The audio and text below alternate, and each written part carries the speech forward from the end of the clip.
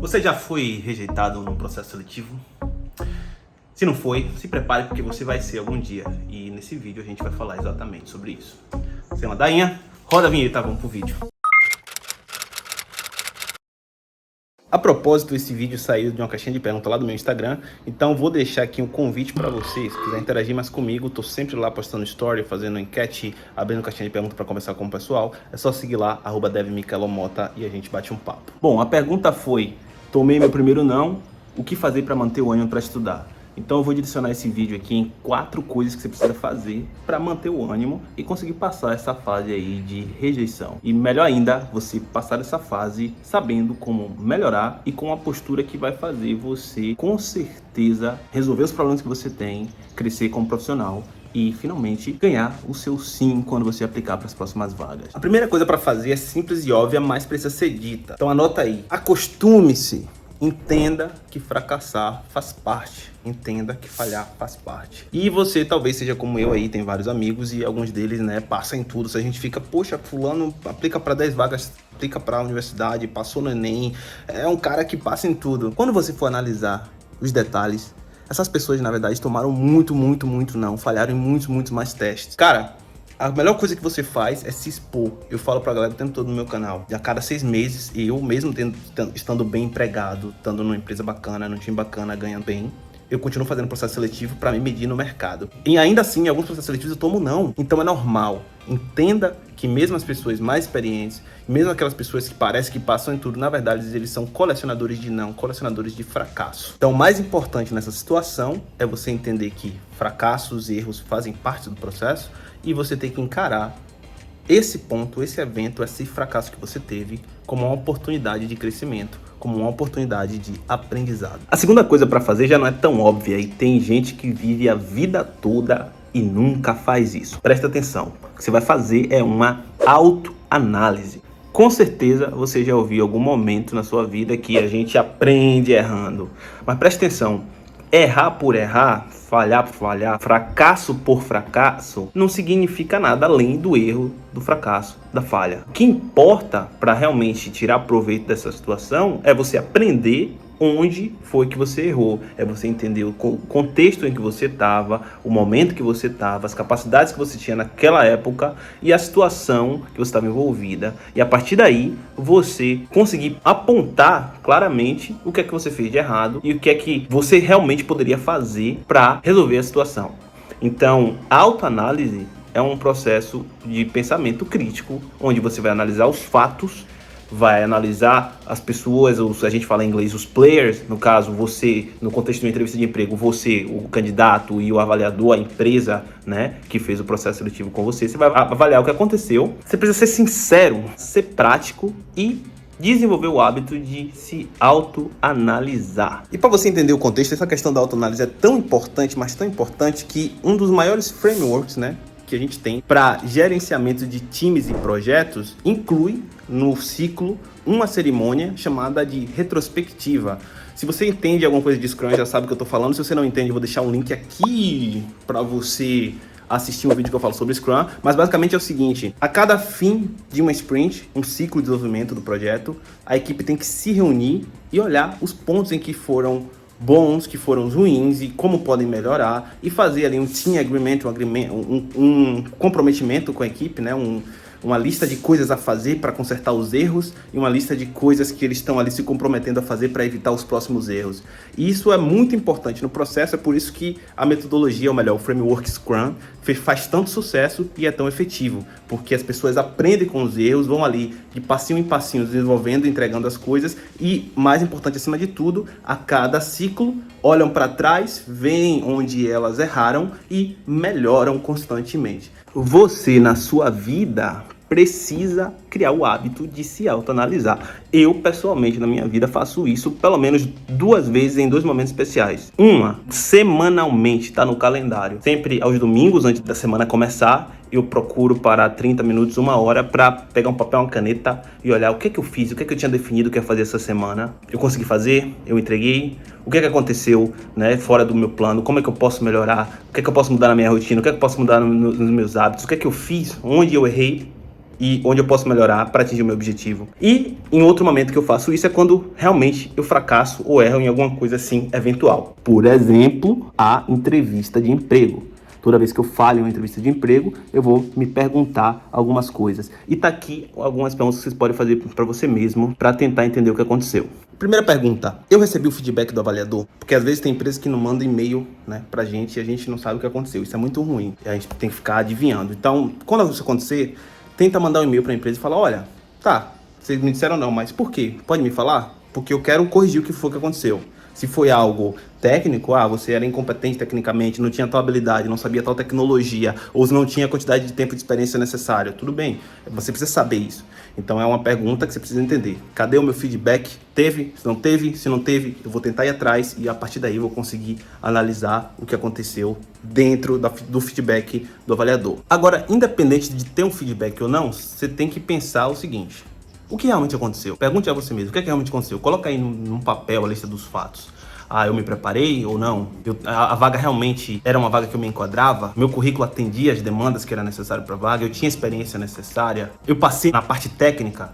Inclusive vocês aí que estão se preparando para a entrevista, se liga que a gente tem o Coding Challenge, né, a entrevista de código, e a gente tem também a entrevista comportamental. Tem algumas empresas que fazem meio que uma sabatina te perguntando coisas até antes de chegar na parte técnica ou depois de chegar na parte técnica. Os processos seletivos da área de TI são bem dinâmicos, mas todos seguem um padrão. Teste técnico, com certeza. Teste comportamental, com certeza, que aí vai variar de cada empresa, mas sempre tem alguma coisa nesse sentido. Então você precisa pensar, eu passei nesse processo técnico, na entrevista técnica? Se não passei, claramente tá aí.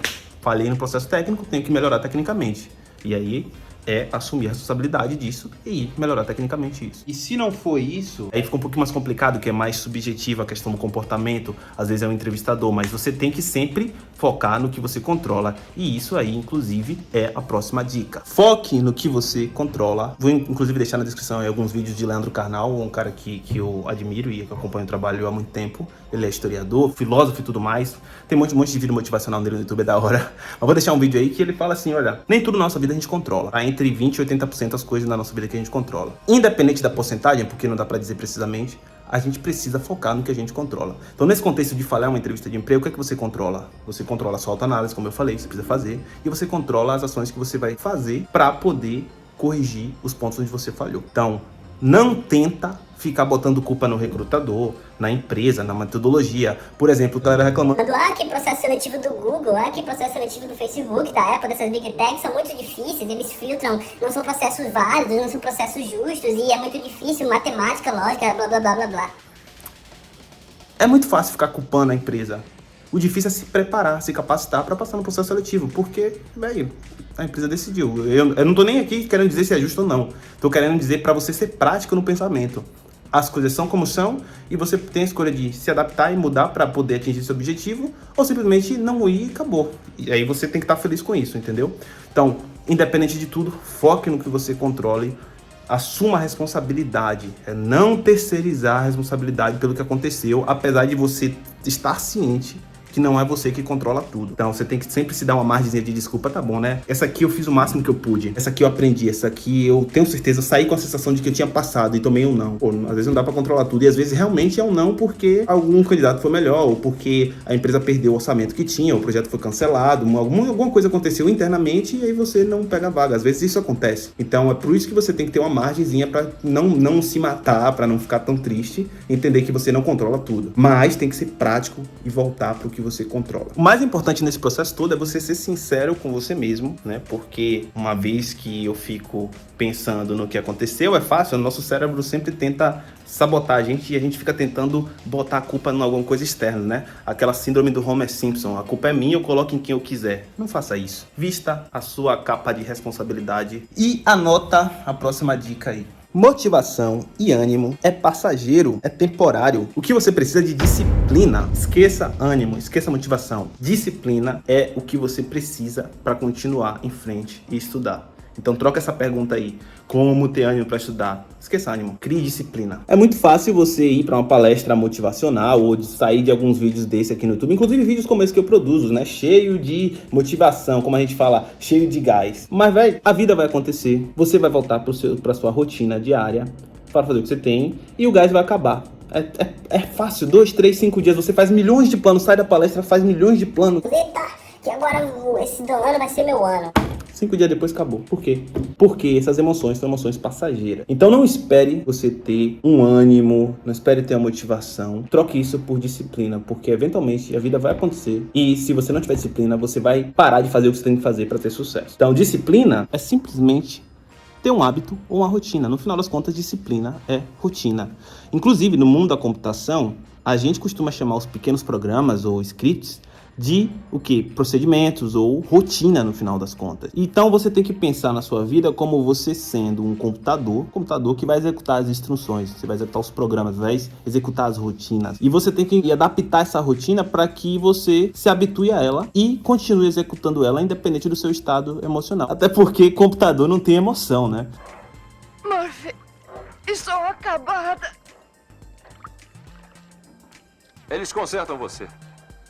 Então, é um pouco complicado falar isso. Vai ter gente que vai falar, você tá falando pra galera virar um computador sem sentimento, sem nada. Não é isso. Pera aí, pô. Não é isso. Mas você tem que entender que se não for parcialmente assim, no sentido de que, olha, tudo bem tá triste, tudo bem tá motivado, mas tem que lembrar que são emoções passageiras. Vai ter dia que eu vou estar motivadão, que alguma coisa aconteceu, me deixou super feliz, como diz o menino Clóvis de Barros Filho, fala assim, vou estar cheio de potência de agir. Mas vai ter dia que a gente vai estar triste, especialmente esses dias que a gente toma não, acontece alguma coisa com a família, acontece alguma coisa no país, com a economia, sabe? Tem muita coisa influenciando, você fica triste. E você vai deixar isso de parar? Não pode. Então é melhor tentar desligar a emoção, criar a disciplina de executar o que tem que ser feito, o que tem que ser executado para atingir seu objetivo e fazê-lo. Então, troque o ânimo, troque a motivação por disciplina. Quando você estiver motivado, aproveite. Massa, vou ter mais gás, vou fazer mais duro. Quando você estiver triste, tudo bem, se permita estar triste, é normal. Mas não deixa a tristeza te parar.